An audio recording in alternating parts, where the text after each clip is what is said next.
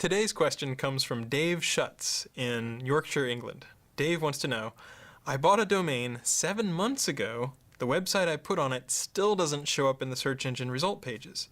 Since 2000, it's had different owners, used by a company in Oz. It's then served ads, then for sale with a company for 4-ish years. Will it have trust issues in Google? Well, Dave, I think the answer to your question is yes.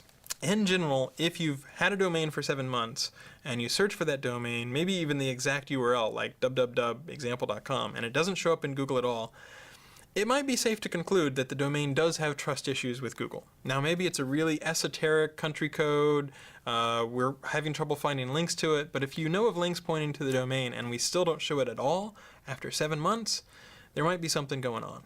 And to help you figure out, let's pretend to be a spammer. Okay, so now we're black hats. Mwahahaha. What are we going to do?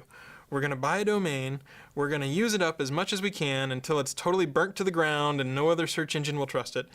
And then if you're really evil, you're going to sell that domain to some trusting, innocent person. So the thing to do whenever you're thinking about buying a domain is to do a little bit of research on it. You can look in archive.org to see, was this a porn domain in a former life, or was it owned by someone who was doing something spammy with it?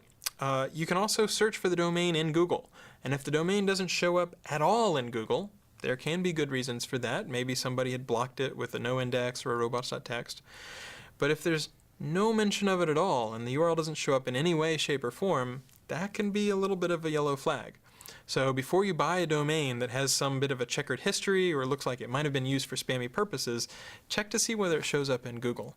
And then that way, when you've got a spammer going, wahahaha, he'll have to go around and try to find someone else to take advantage of instead of you.